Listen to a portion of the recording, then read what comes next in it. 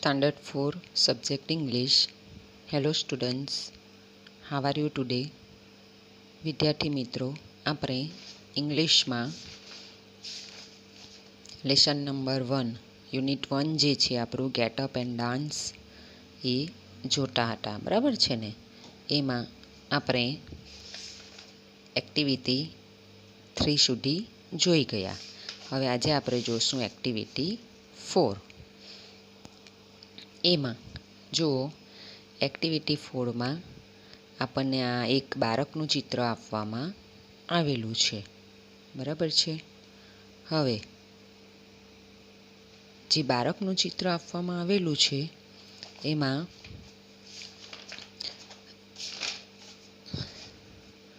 આપણને એના જે બોડીના પાર્ટ્સ છે એ તીર કરીને આપવામાં આવેલું છે, બરાબર છે ને? તો હવે જુઓ કે નોટિસ છે, શિક્ષકની મદદથી અંગોના નામ અંગ્રેજીમાં બોલો. અહીં સુનિલનું ચિત્ર આપેલ છે. સુનિલના અંગો વિશેના અંગ્રેજી વાક્યો તમારા શિક્ષક તમને વાંચી સંભળાવશે. હવે જુઓ, અહીં તીર મારીને આપેલું છે. જુઓ કે હેર, બરાબર છે? તો શું છે? હેર એટલે વાળ કહેવાશે. આ વાળને ઇંગ્લિશમાં શું કહેવાશે? હેર. ત્યાર પછી છે નોઝ, તો નોઝ એટલે નાક. લિપ્સ એટલે હોઠ. ટીથ એટલે દાંત.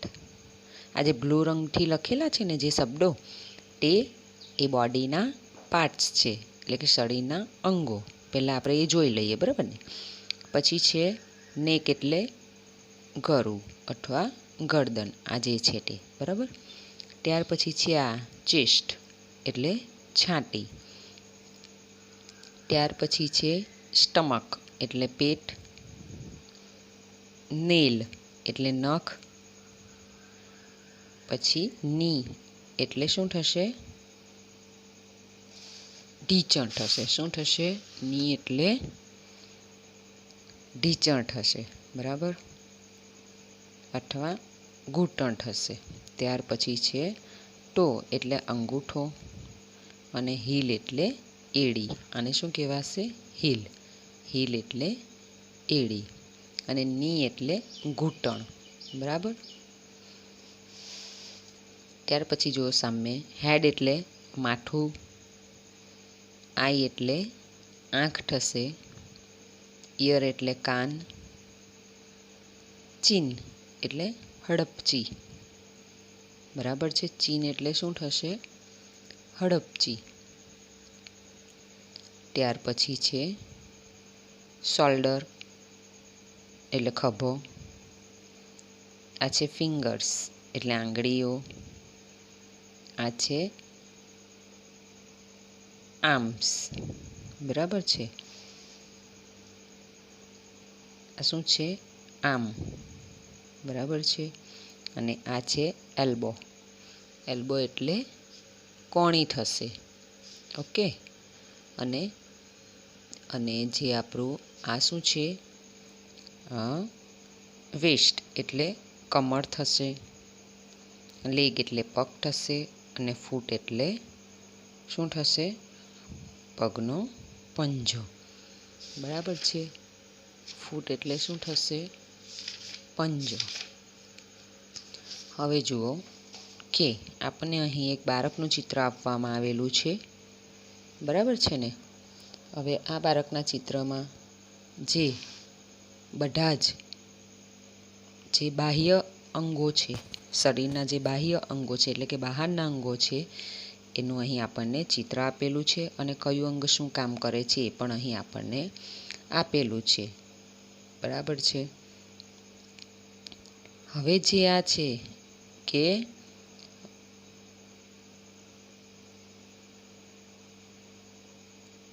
આ જે આર્મ છે ને, આ આર્મ છે ને, એ આર એમ. આર્મ એટલે શું થશે? આર્મ એટલે ખભાથી આંગળીઓ સુધીનો હાથ. આ જે ખભું છે ને, ત્યાંથી લઈને આંગળી સુધીનો હાથ, એને થશે આર્મ, બરાબર છે? હવે ચાલો આપણે એના જે વાક્યો છે એ વાક્યોને આપણે સમજીએ. બરાબર છે. જો પહેલું એમાં હેર. બરાબર. હવે આ હેર એટલે શું? તો હેર એટલે વાળ. હવે આપણે જોશું. તો જુઓ, આ કોણ છે? તો આ સુનિલ છે. છોકરાનું નામ છે સુનિલ. હવે આપણે સુનિલના જે અંગો છે એ જોઈએ. તો હી ઇઝ સુનિલ, તે સુનિલ છે. અને ધીસ ઇઝ હિઝ હેડ, આ તેનું માથું છે. બરાબર છે. હવે આપણે જોઈએ. Sunil likes short hair. Sunil likes short hair. સુનિલને ટૂંકા વાળ ગમે છે. Sunil smells with his nose. તો સુનિલ તેના નાક વડે સૂંઘે છે. કોઈ પણ વસ્તુ હોય તો એની સ્મેલ શેના વડે આપણે લઈએ? તો નાક વડે. તો સુનિલ તેના નાક વડે સૂંઘે છે. His lips are red. તેના હોઠ લાલ છે. છે ને લાલ? જુઓ, અહીં બધાના જ હોઠ લાલ હોય છે. લિપ્સ એટલે હોઠ. He bites an apple with his teeth. કે તે તેના દાંત વડે સફરજન ખાય છે. શેના વડે સફરજન ખાય છે? તો તેના દાંત વડે. ધીસ ઇઝ સુનિલ્સ નેક. કે આ સુનિલની શું છે? ગરદન છે. સુનિલની ગરદન કઈ છે? તો આ. બરાબર છે. ત્યાર પછી છે ધીસ ઇઝ હિઝ ચેસ્ટ. કે આ સુનિલની છાતી છે, અથવા આ તેની છાતી છે. સ્ટમક છે. Sunil ate 3 bananas. Sunil ate 3 bananas. સુનિલે કેટલા કેળા ખાધા હતા? તો સુનિલે 3 કેળા ખાધા. સુનિલે કેટલા કેળા ખાધા? તો સુનિલ એટ. આ ઈટનું ભૂતકાળનું રૂપ છે. બરાબર છે. તો Sunil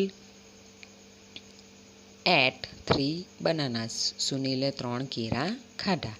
his stomach is full. એટલે શું થયું? તેનું પેટ ભરેલું છે. સ્ટમક એટલે પેટ. Sunil keeps his nail clean.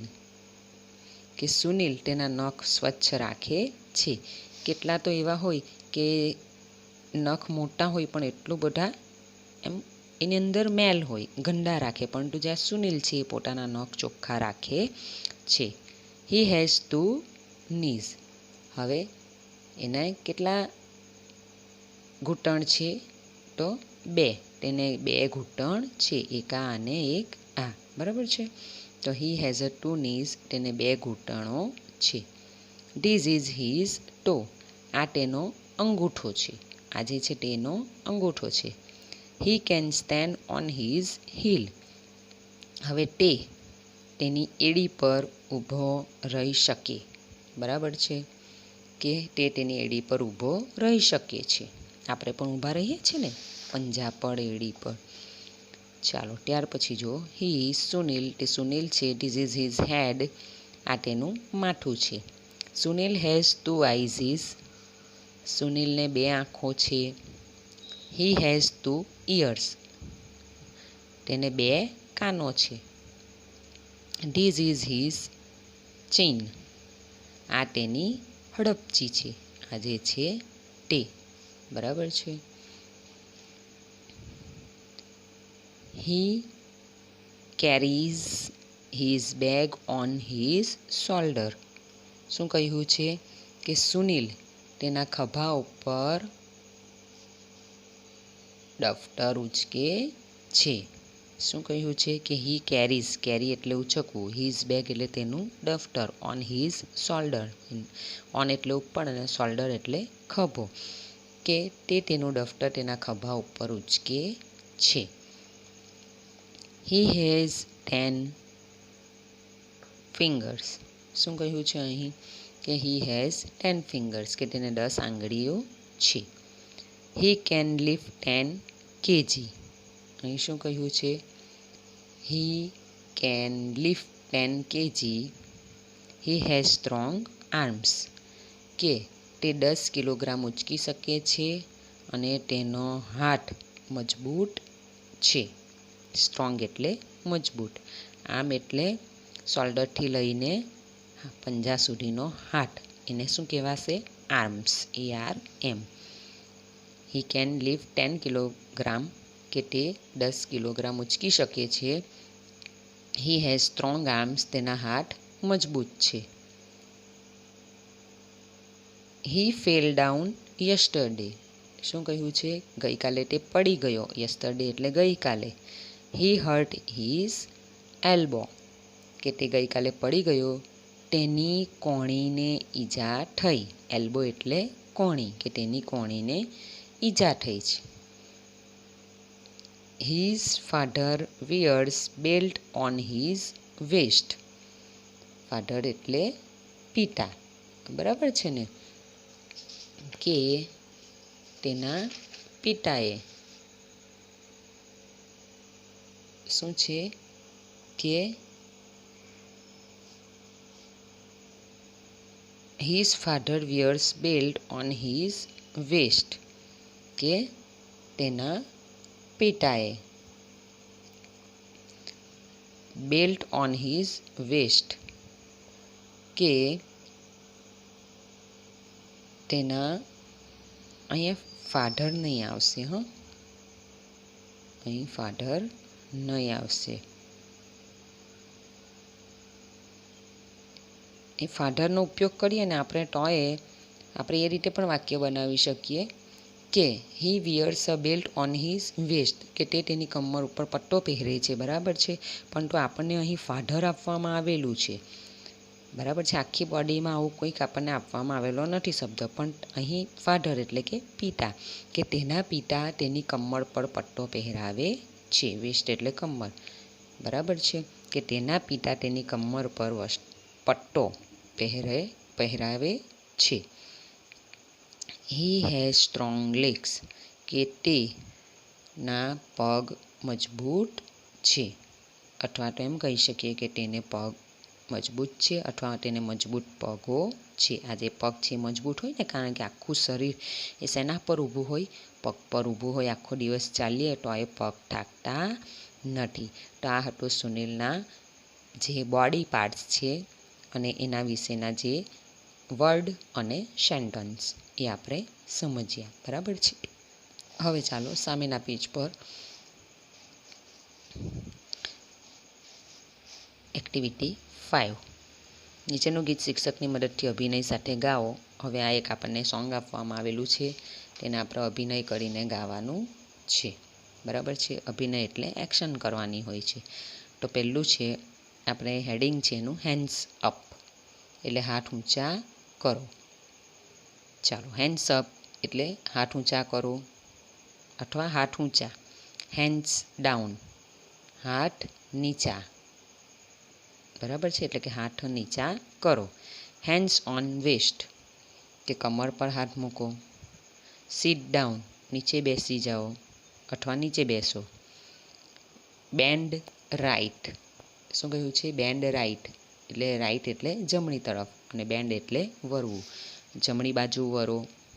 Band left, ડાબી તરફ વરો. Hands to the sides, 1 2 3 hop. પછી શું કહ્યું છે કે બાજુમાં હાથ કરો, 1 2 3. હોપ એટલે કૂદો. 1 2 3 સ્ટોપ, સ્ટેન્ડ સ્ટીલ. પછી શું કહ્યું છે? 1 2 3 પછી સ્ટોપ એટલે થોભો, અને સ્ટેન્ડ સ્ટીલ. સ્ટેન્ડ એટલે ઊભા રહેવું, અને સ્ટીલ એટલે સ્થિર. અને શું કહ્યું છે કે સ્થિર ઊભા રહો. ત્યાર પછી આ એક્ટિવિટી 5 થઈ. હવે પાછળ જોશું એક્ટિવિટી 6.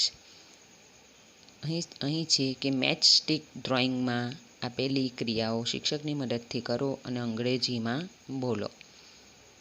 ત્યારબાદ આપેલી સૂચના વાંચી તેની પાસે આપેલા ખાનામાં યોગ્ય મેચ સ્ટિક ડ્રોઈંગ શું છે? ડ્રોઈંગ શોધીને દોરો. હવે જુઓ, અહીં મેં જે આપણે ડ્રો કરવાનું છે અહીં, બરાબર છે, એ મેં અહીં બોક્સમાં દોરીને જ રાખ્યું છે. તો તમારે પણ આ પ્રમાણે દોરવાનું. તમારી ચોપડીમાં છે ને આ પ્રમાણે ચિત્ર દોરજો. તો જો પહેલાં હું વાંચી લઉં કે રાઈડ અ બાઇસિકલ એટલે શું થશે કે સાયકલ ફેરવતો જે છોકરો છે એનું આપણે ચિત્ર દોરવાનું છે કે રાઈડ અ બાઇસિકલ એટલે કે સાયકલ ફેરવો, બરાબર છે. એટલે આ સાયકલ ફેરવે છે. ત્યાર પછી જમ્પ અપ હાઈ કે ઊંચો કૂદકો મારો, એટલે આ પ્રમાણે કરશું. ત્યાર પછી અહીં છે ઓપન ધ ડોર, તો આપણે અહીં જોઈ શકીએ કે આ રહ્યો ઓપન ધ ડોર, દરવાજો ખોલો. તો આ ચિત્ર આપણે અહીં દોરીશું. કિક ધ બોલ, દડાને લાત મારો. હવે દડાને લાત મારે છે એટલે અહીંનું અહીં જ છે ચિત્ર, એટલે આ ચિત્ર આપણે અહીં દોરીશું. રાઇટ ઇન યોર નોટબુક કે તમારી નોટબુકમાં લખો, બરાબર છે. લખવાનું કહ્યું છે એટલે આ ટેબલવાળું ચિત્ર આપણે અહીં દોરીશું. અને ત્યાર પછી છે રીડ યોર બુક કે તમારું પુસ્તક વાંચો, એટલે આ જે ચિત્ર છે એ આપણે અહીં દોરીશું. તો તમારે પણ વિદ્યાર્થી મિત્રો આ પ્રમાણે અહીં ચિત્ર દોરવાના રહેશે, બરાબર છે. હવે જુઓ હવે એક્ટિવિટી 7 છે. એમાં લખેલું છે કે તમારા શિક્ષકની મદદથી પ્રવૃત્તિ કર્યા પછી તેમણે બોર્ડ પર લખેલા વાક્યો અહીં ઉતારો, બરાબર છે. તો હું જે વાક્ય અહીં લખું છું એ તમારે પણ તમારી શેમાં લખવાના, આ ચોપડીમાં, તમારી ચોપડીમાં લખવાના રહેશે. તો જે આ ઉપરના વાક્ય છે એ જ તમારે અહીં લખવાના રહેશે કે રાઇડ અ બાઇસિકલ, બરાબર છે. તો એમાં આપણે લખીશું ride a bicycle.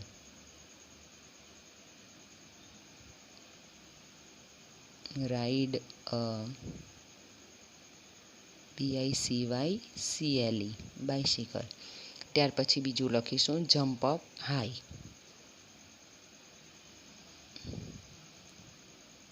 Jump up high, HIGH. પછી ઓપન ધ ડોર, બીજા ટાસ્કમાં આપણે શું લખીશું, ઓપન ધ ડોર. ત્યાર પછી લખીશું કિક ધ બોલ.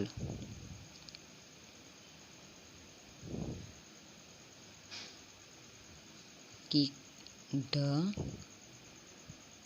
બોલ. પછી લખીશું રાઇટ ઇન યોર નોટબુક.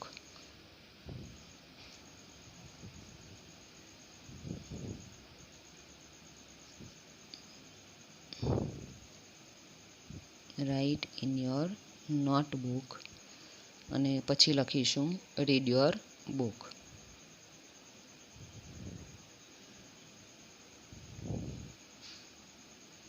બરાબર. તો આ જે વાક્ય છે એ તમારે આ જ પ્રમાણે એક્ટિવિટી 7માં લખવાના રહેશે, બરાબર છે. અને આ જે એક્ટિવિટી 6 છે એના ચિત્ર અહીં દોરવાના રહેશે. જો મેં દોરેલા છે એ પ્રમાણે તમારે આ સામે જે આપેલા છે ને આ ચિત્ર દોરવાના રહેશે. એટલે કે સેમ એ જ નથી દોરવાનું, પરંતુ આપણે વાક્ય વાંચવાનું છે કે રાઇડ અ બાઇસિકલ, બરાબર છે. તો અહીં આ જે સાયકલવાળો છોકરો છે, સાયકલ ફેરવતો, તે અહીં આપણે દોરવાનો છે, બરાબર છે. અને એક્ટિવિટી આપણી જે આ 4 છે, આ જે એક્ટિવિટી 4 છે, બરાબર છે, તે આ જે આપણે ચિત્ર નથી દોરવાનું, પરંતુ આ જે બધા એના નામ છે ઉપર લખવાનું હેર, અને પછી નીચે લખવાનું સુનિલ લાઈક શોર્ટ હેર. એ પ્રમાણે આ બધા વાક્ય પણ લખવાના તમારી નોટમાં. શેમાં? ઇંગ્લિશની નોટમાં આ વાક્ય લખવાના રહેશે, બરાબર છે. આ ઇંગ્લિશની નોટમાં વાક્ય લખવાના રહેશે. ઓકે, ચાલો. એટલે એક્ટિવિટી 4, એક્ટિવિટી 6 અને એક્ટિવિટી 7 તમારે લખવાનું. એક્ટિવિટી 4 છે ઇંગ્લિશની નોટમાં લખવાની રહેશે. એક્ટિવિટી 6 અને એક્ટિવિટી 7 એ તમારે ઇંગ્લિશની ચોપડીમાં લખવાનું રહેશે, બરાબર છે. આને નોટમાં લખવાનું રહેશે. ઓકે.